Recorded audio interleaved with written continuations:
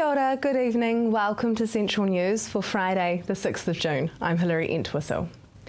A construction team working on the Tauranga Eastern Link are being recognised for safe thinking when inventing a bag filling system used on the roading project. Announced as winners at the Safeguard New Zealand Workplace Health and Safety Awards, the Fulton Hogan HEB Construction Alliance has been awarded the Kensington Swan Best Initiative to address a safety hazard. The TEL contractor team developed a bag filling system which assisted the construction of the central embankment of the Mangatawa interchange on State Highway 2. The system dramatically reduced manual handling on the job, reducing risk to workers and saving time, and has won its inventors the Safety Award. NZTA Bay of Plenty Highway Manager Brett Glidden says the agency is very pleased to see the TEL team leading the way with innovation to workplace health and safety. Tauranga City residents will get their say in the final make-up of the Phoenix car park, with council agreeing to move forward with plans to redevelop the site into an urban space. Tauranga City Council yesterday decided to transfer ownership of the front part of the car park site from the Transportation Department into the open space budget. It will be paid for through development contributions collected for the future provision of urban spaces in Mount Maunganui. Public consultation and feedback will now be sought on the design options for the front urban space.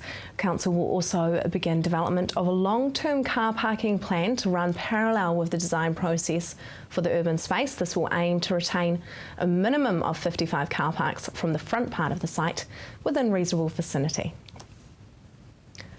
Divers from Bay of Plenty Regional Council and University of Waikato will start searching high-risk areas of Tauranga Harbour this week for the unwanted marine pest Mediterranean fanworm. The search has been prompted by the find of 3 Mediterranean fanworm individuals last week during routine marine biosecurity surveillance work commissioned by Ministry of Primary Industries. 2 fanworms were found in Sulphur Point Marina and 1 in Bridge Marina. General Manager of Natural Resources Operation for Regional Council, Warwick Murray, says it's really disappointing to find this pest in our harbour again. Finding new and creative ways to keep Waikato's environment healthy whilst growing the region's competitive edge is the focus of the Regional Council's stand at this year's Field Days of Mystery Creek. The Council's stand at Field Days from the 11th to the 14th of June will be at site PF19 in the main pavilion. People coming to the site to share their ideas will be able to enter a draw for a Waikato weekend of adventure for 2. Waikato Regional Council Chair Paula Southgate says the Waikato is a naturally competitive region with great natural resources, excellent products and smart, hard-working people, but it faces relentless challenges. Now for our marine forecast for Saturday. West Coast, Raglan. Northeast rising to 15 knots this afternoon. Sea slight, southwest swell 1 metre. Fair visibility and a few showers. Clearing in the morning on Saturday. Your high tide in Raglan is at 17:10. East Coast Tauranga, Saturday northerly 10 knots, developing late morning, rising to 15 knots in the evening. Sea slight out there. There is fair visibility and morning drizzle, and then it's going to turn to showers. Your high tide is 14:57. Just ahead, changes to the lending criteria. Is it impacting the Hamilton housing market?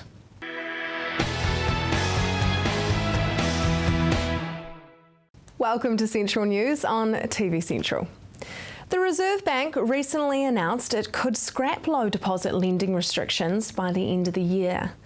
Campbell Scott, branch manager of Harcourts in Hamilton, spoke with Anne-Marie, who asked him if the lending restrictions should have been applied to just Auckland and Canterbury rather than the whole country. I think ideally they shouldn't have been applied at all. I think it was the wrong solution to the problem, and I do think that the problem was different throughout the country. Certainly in Christchurch, the market down there is quite unique because of what's happened around the earthquake. The market in Auckland is quite unique to the rest of the country, probably because of what's happening with net migration and a few other factors there that aren't as paramount in other parts of the country. So I guess the short answer is perhaps yes, it should have been. Ideally we wouldn't have seen it at all, but if we were going to see it, maybe Auckland was a better candidate for that solution than the rest of the country. The measures were controversial. What effects did you see on the housing market? They were significant, the effects, and they were almost instant. We saw that a lot of first home buyers gave up really. They thought that there weren't any options for them if they didn't have a 20% deposit, and so they withdrew from the market. We saw as a result of that a lot of vendors who would otherwise have put their properties on the market didn't have the confidence that there would be a buyer there for them, and so we didn't see those properties coming to market in the same numbers. As a result of that, investors had a little bit of a flurry there because they saw that there was an opportunity to purchase without the competition of first home buyers. They acknowledged that the tenant pool was probably a little bit greater now, with a lot of would-be buyers staying in the market as tenants. So there was a number of factors at play, but the net result was simply less houses sold because there were less buyers for them. What do you think would have been a better solution? Well, I don't know if a solution was necessary really. In the past the Reserve Bank haven't intervened, and if they have intervened I suppose it's been by way of interest rate rises, which we're starting to see now. I think a better solution would have been to have simply let it run its course. Economics would have kicked in at some point. I don't know if the problem was as severe as it was made out to be. So yeah, it would have been probably preferable from a real estate agent's point of view, just to let things continue as they were.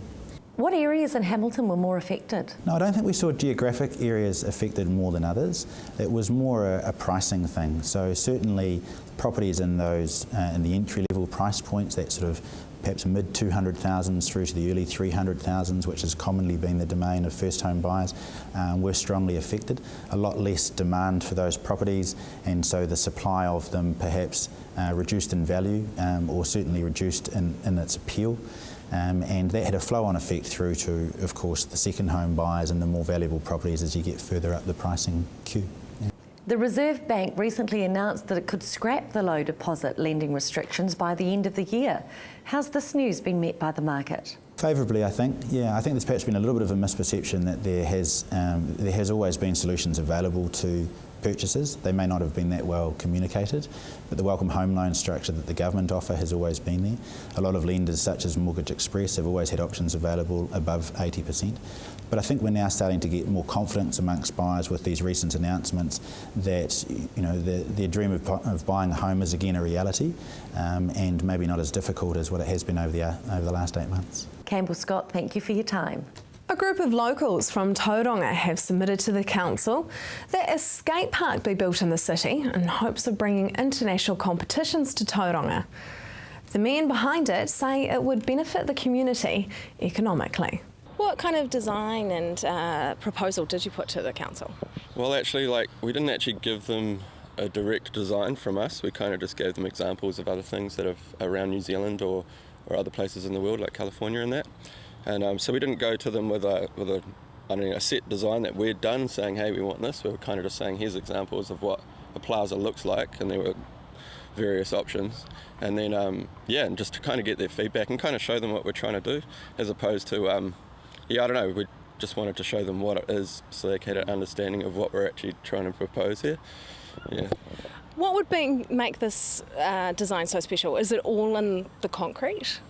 A big part of it's in the concrete, but the even bigger part is having the right builders build it. So, a builder that's preferably been a skateboarder, a real skateboarder. It's one that knows exactly how everything should work. It's a very specialised form of building, and it shouldn't just be handed to any builder. Yeah. Would you guys like something that appeals to all levels of skateboarding? And do you think something that would appeal to also the ever-increasing popularity of scootering? Oh yeah, for sure. I mean, we kind of want it to cater for all ages, like beginners and also the guys at the top.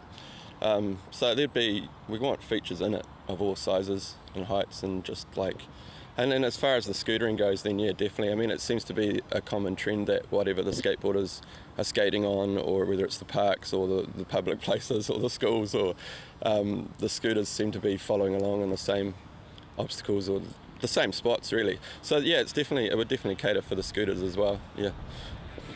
You say that this could benefit the city economically. How do you think that is? Basically, a world-class facility would draw a hell of a lot of people. Can draw massive competitions, potentially bring international competitions which can draw huge crowds. Yeah. Wellington's a perfect example. Every February they have Bolorama down there, and best pros from around the world come to it, battle it out for thousands of dollars, and we personally know people that fly from all around the country, fly down to be there, and hire out hotels and eat at restaurants, and yeah, Just so money for the area, I guess. yeah. But without a proper facility, it's not going to happen. Why do you think then that the council should front up and pay for this?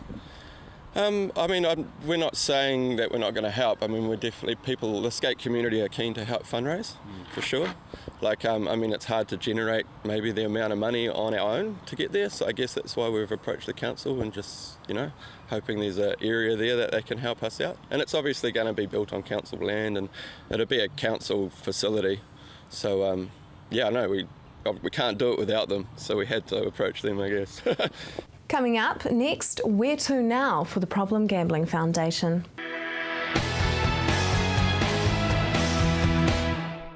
Welcome back. Earlier this year, the government announced it was cutting its funding to the Problem Gambling Foundation and shifting the money to the Salvation Army. The foundation is fighting the decision in court, and CEO Graham Ramsey and Councillor Cheryl Smith spoke with Anne-Marie to give an update on the appeal. I think the first thing to say is that we're not funded by the taxpayer. We're actually funded by gamblers. We're funded by a levy that gambling operators collect, and it works out at about 1% of the total amount of money which is lost in New Zealand every year on gambling. And we lose in New Zealand $2 billion a year gambling each and every year. So our appeal says if that money is being put to preventing the problems that we're seeing every day and dealing with the people who are impacted by gambling, the Crown has an obligation to make sure that they've made the best decision and are getting the best value for money. And we just can't see how that can be the case if our funding is being reduced. How are you fighting the decision? I think it's quite simple, really. If you get a bizarre result from a process, then that means you need to look at both the design of the process and the way that it's conducted. And that's where our efforts are going, because we know the result was bizarre and it's raised all of these questions about the process. And the more we dig into those questions, the more questions we get. So our judicial review is going to be based on this was not a good process and it delivered a bad result. Cheryl, we've had Lotto at the supermarket checkouts for a couple of months now. What are you seeing come through, and what's the feedback in your clients? Well, what we're noticing from clients is that they're talking to us about the dangers of future gambling for young people, in particular their own children. They're saying it's so much more accessible now through electronic means as well, through phones and computers. And so because of the normalising of gambling, it's becoming more and more prevalent, more and more acceptable, but still is harmful and leading into more risky forms of gambling, like with the scratchies and electronic gambling machines. So where most of the harm is still coming from. Do most people think of scratchies as gambling? Some people don't. Some people don't think of buying a raffle ticket as gambling either, but just technically putting a stake on it means that it is gambling. We're always looking here at Problem Gambling Foundation at the highest risk products. Scratchies are R18 because they're a fast reward, so people can do one more and just one more and just one more, and that's what gets people into trouble quickly. Graham, what are you hoping for as a result of the judicial review? What we're hoping for is to continue the services that we provide to clients and to continue our work within communities preventing the harm. It's a lot better preventing it than mopping up the mess, let me tell you. And that requires long-term work inside communities. If you or someone you know needs help with problem gambling, call 0800 664 2621 or go to pgfnz.org.nz. There is a growing awareness of how a house should perform when it comes to heat efficiency. More and more people having their houses assessed. But how do we know the information we are getting is the right information? The Community Energy Trust has launched a new qualification for housing performance advisors. I found out what would happen if an advisor was to come to your home. So for a home performance advisor, that would be someone that has been invited into the home through a phone call or an email or a referral. So the certified home performance advisor would go into the home, they would announce who they are and what they're there to do, and then they would do a thorough assessment of the house itself by going into rooms, looking at curtaining, looking at heating, looking at water, looking at all aspects of the house. And then they would give either on the spot or to follow a recommendation of prioritised improvements for the home. Now, the most important thing about that is the prioritised improvements for the home are going to be based on the needs of that client and the lifestyle of that client as well. So if they've gone into a house that is a rented property, then obviously the priorities for that person are going to be different to a homeowner.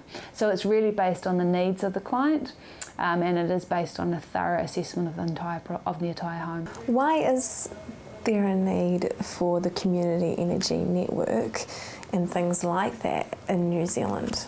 The Community Energy Network is a incorporated society made up of social enterprises across the country who are focused on improving housing for through energy efficiency for low-income communities. So there's no other body in New Zealand that is focused on that low-income community area, which is where most of our housing issues are. So the Community Energy Network is here to support its members, but it's also here to support or to raise the awareness of the issues that are facing low-income communities within housing, advocate on behalf of its member and develop resources and tools such as the Home Performance Advisor certification program, so that there is actually a standard available for New Zealanders and also a support network for the organisations that are focused in this sector. Do we have a particularly bad standard of housing in New Zealand? We have a very poor standing of housing in New Zealand. It's as far as the OECD is concerned, it's one of the worst. Our houses are traditionally very cold, damp and drafty. Insulation standards came in 1978, which raised the standard, but prior to that there's still about around 60% of New Zealand homes that were built prior to that. So, we're still just chasing our tails on the basics of insulation, let alone ventilation, heating, and water efficiency, and the whole other raft of issues that come with the home. Even things like poor orientation to the sun, so the way that the house is actually positioned on the site to actually maximise the sun. A lot of houses would be better to be pulled down and started again, but that's obviously not possible. So actually improving the housing performance is really vital, and it's a science-based problem that we have to face. Coming up next, the Great Food Show.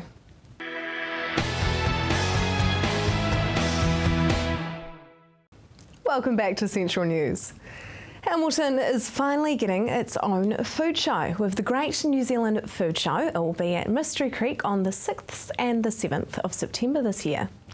Managing Director Michelle Connell spoke with Anne-Marie recently and explained that it has a little bit of everything for everyone. It has. It's got everything to satisfy the most ardent foodie. So you can learn how to cook yourself, you can watch the best cook, plus you can taste and try all different products while you're there, and enjoy a lovely lunch out and have a glass of wine while you're there. Mystery Creek's a unique venue in that there are no catering restraints. Tell me about that. That simply allows the show to be much more than just tastings. So you can enjoy food, different food. You can have a glass of your favourite wine or a wine you've tried, a glass of cider or beer, and actually make the most of sitting there and having a day out instead of just getting little nibbles of everything. Visitors to the show will actually be able to get their hands dirty with WinTech cooking class sessions. They sound fascinating. Well, we're really excited about that. There's 5 different classes per day, all hosted by really well-known chefs like Verena and Tanisha from MasterChef and Eugene Hamilton from Euro, and also Nikki Wicks, and we've got David Kerr, one of our local well-known chefs, and that is just learning a favourite technique like how to learn gluten-free pasta, to make gluten-free pasta. There's cake decorating, there's everything, and you can actually then get to enjoy the spoils of what you've cooked afterwards. On the Saturday nights, you're having a food, fun and fashion evening with Annabelle White. Tell me about that. This is a ticketed event following the show at 5:30, so it will start off with, there's a support of our nominated charity RAW, which is Anna Stretton's latest foundation, so there'll be a bit of a fashion element to it to start with, and then Annabelle has her night of quips and tips, so it's a lot of humour involved in with cooking. Is the show full or is there room for more exhibitors? We could always squeeze in more exhibitors. We'd love more exhibitors. The more the better for the show. So if anyone's interested, yes, please contact us. And people can actually stay on site at Mystery Creek? They can. You've got the opportunity. We host through our other shows a rally for motorhome and caravan owners, and so there's powered sites and already facilities there that showers or toilets, etc. So you can just stay on site, and we've got a special multi-day pass to make it more affordable. Do people need to book for these classes? I would recommend that. There's only a limited of 30 to every class, so every class has got strictly limited seating. So go to our website and you can choose the class that you want and book online, and then you know you're safely in, because we've got a lot of interest from these already. Michelle, thank you for your time.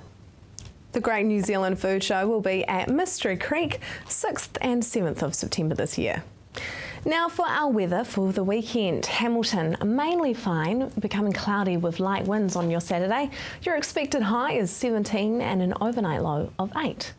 Paeroa, your expected high is 18 and an overnight low of 8. Matamata, 16 and 8. Te Awamutu, 17 and 8. And Tokoroa, 14 and 7. Tauranga, mostly cloudy, late drizzle with northeasterly breezes. Your expected high is 18 and an overnight low of 11. Te Puke, the same for you with patchy drizzle in the evening. Your expected high is 16 and an overnight low of 11. Sunday, Hamilton becoming cloudy and northeast breezes. Your expected high is 17 and an overnight low of 10. The rest of the Waikato the same, becoming cloudy throughout the day and northeast breezes. Paeroa 18 and 10, Matamata 16 and 12, Te Awamutu 17 and 10, and Tokoroa 15 and 10. Tauranga, your Sunday, cloudy with patchy drizzle at times. Your expected high is 18 and an overnight low of 3. Te Puke, the same for you with 16 and 12. That is Central News for today and this week. If you have something going on in your community you think we should know about, you can get in contact with us by email news@tvcentral.co.nz or like us on our Facebook page. Tune in next week for all the field days action. I'm Hilary Entwistle. I hope you have a fantastic weekend and a lovely evening.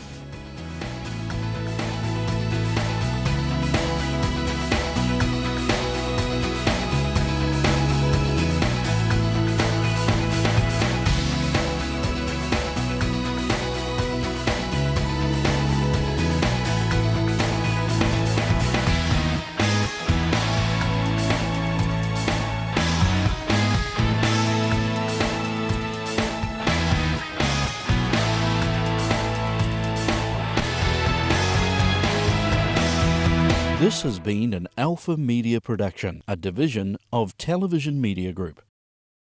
Supporting local content so you can see more of New Zealand on air.